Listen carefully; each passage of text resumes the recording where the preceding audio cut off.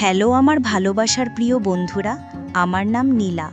কোনো এক জ্যোৎস্না রাতে নববধূর সাজে যখন আমি আমার স্বামীর জন্য অপেক্ষা করছিলাম, তখন তিনি ঘরে ঢুকেই আমার প্রতি তার অধিকার প্রতিষ্ঠা করলেন। এরপর কিছু বুঝে ওঠার আগেই তিনি আমার হাত ধরে সজোরে টেনে নিয়ে আমাকে বাথরুমের ভেতরে ঢুকিয়ে দিলেন এবং বাইরে থেকে দরজাটা আটকে দিলেন।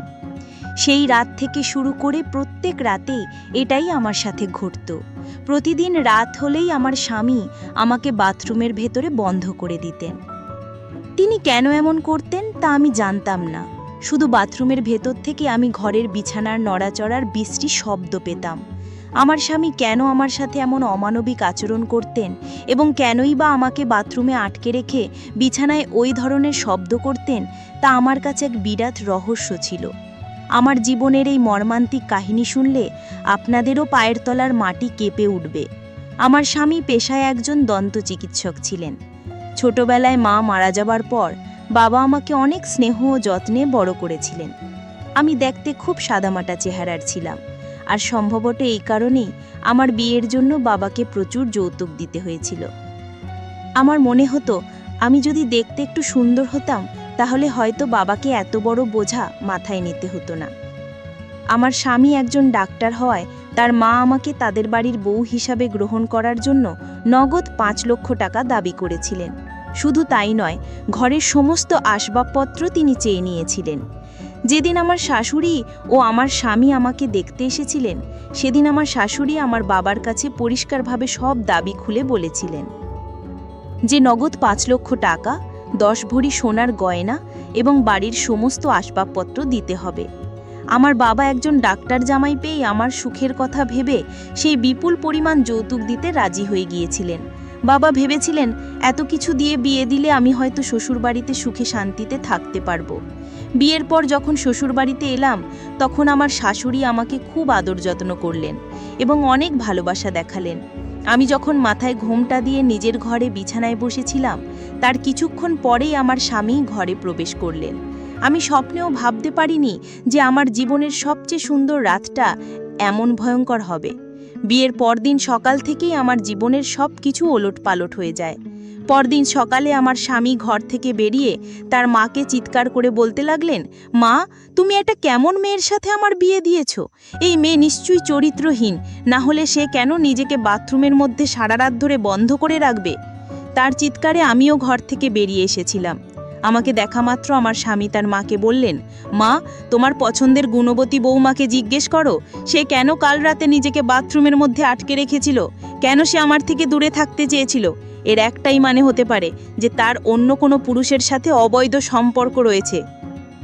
স্বামীর মুখে এমন জঘন্য কথাবার্তা শুনে আমার মাথায় যেন আকাশ ভেঙে পড়ল। এরপর আমার শাশুড়ি তার ছেলের সব কথা শোনার পর রাগে চিৎকার করে আঙুল দেখিয়ে বললেন, থাম, অনেক হয়েছে তোর আবোল তাবোল কথা। সকাল থেকে আমি তোর মুখে নীলার নামে এইসব উল্টাপাল্টা কথা শুনে যাচ্ছি। কি মতলব তোর? কেন তুই এমন করছিস? আমার শাশুড়ি তার ছেলের কথা একদম বিশ্বাস করতে রাজি হচ্ছিলেন না। আমি তখন স্বামীর ভিত্তিহীন অভিযোগে জর্জরিত হয়ে শাশুড়ির হাত ধরে কেঁদে বলেছিলাম, মা, আমি কিচ্ছু জানি না। আপনার ছেলে কেন আমার নামে এসব মিথ্যে কথা ছড়াচ্ছে? আসল সত্যিটা হলো কাল রাতে আপনার ছেলেই আমাকে জোর করে সারা রাত বাথরুমের ভেতরে আটকে রেখেছিল। আমি অনেক কান্নাকাটি করার পরেও সে আমাকে বের করেনি। আমার মুখ থেকে সব কিছু শোনার পর আমার শাশুড়ি তার ছেলেকে কঠোরভাবে হুঁশিয়ারি দিয়ে বললেন সে যেন ভবিষ্যতে আমার সাথে আর কোনোদিন এমন খারাপ ব্যবহার না করে। কিন্তু আমার স্বামী তখন কান্নার অভিনয় করে তার মাকে বললেন, মা, এই মেয়েটা সবে একদিন হলো এই বাড়িতে এসেছে, আর তুমি নিজের ছেলের কথা কি অবিশ্বাস করেই অচেনা মেয়েটার কথা বিশ্বাস করছো? তুমিও কিন্তু একদিনের জন্য খুব পস্তাবে মা। সে তার মাকেও কটু কথা বলতে ছাড়ল না এবং রাগ দেখিয়ে বাড়ি থেকে বেরিয়ে গেল। আমি তখন শুধু অঝরে কাঁদছিলাম, কারণ বিয়ের পরদিনই যদি স্বামীর কাছ থেকে চরিত্রহীন অপবাদ শুনতে হয়, তাহলে একজন মেয়ের জন্য এর চেয়ে বড় যন্ত্রণা আর কিছুই হতে পারে না। পরদিন সকালেও আমার স্বামী তার মাকে ডেকে এনে একই রকম ঝামেলা শুরু করলেন। তিনি বলতে লাগলেন, মা, তুমি এই কলঙ্কিনী মেয়ের সাথে আমার বিয়া দিয়ে আমার পুরো জীবনটাই নষ্ট করে দিয়েছো। এই মেয়ে তো আমাকে তার ধারে কাছেও আসতে দেয় না। এর মানে হলো এই মেয়ের নিশ্চয়ই কোনো প্রেমিক আছে। তুমিই বলো এমন মেয়ের সাথে আমি বাকি জীবনটা কি করে কাটাবো? আমি তখন শাশুড়ির সামনে সত্যিটা বলতে বাধ্য হলাম। আমি শাশুড়িকে জানালাম কিভাবে তার ছেলে আমার সাথে নিজের প্রয়োজন মেটানোর পর আমাকে বাথরুমের ভেতরে বন্ধ করে দিয়েছিল। আমার স্বামী তখন তার মাকে বললেন, মা দেখতে পাচ্ছ ও কত বড় মিথ্যেবাদী। আমি যদি ওকে ভালোবাসতাম বা আদর করতাম তাহলে ওকে কেন বাথরুমের ভেতরে আটকে রাখবো?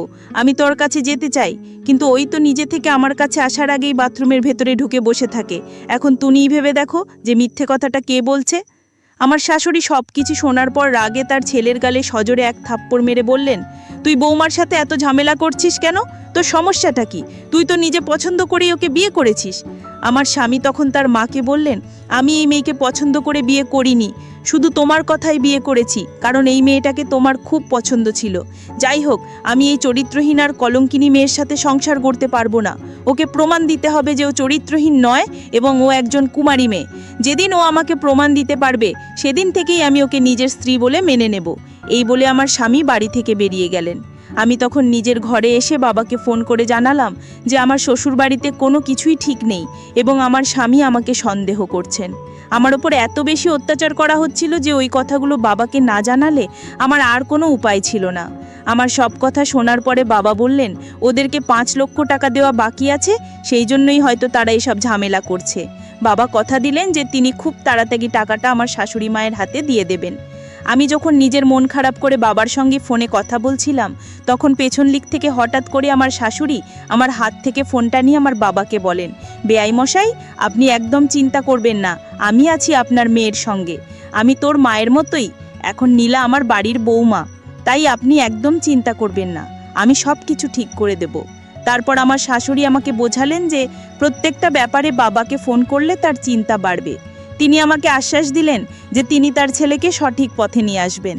কিন্তু বিয়ের 2 দিন পর আমার সাথে যা হয়েছিল সেটা শুনলে আপনাদেরও চোখ দিয়ে জল পড়বে।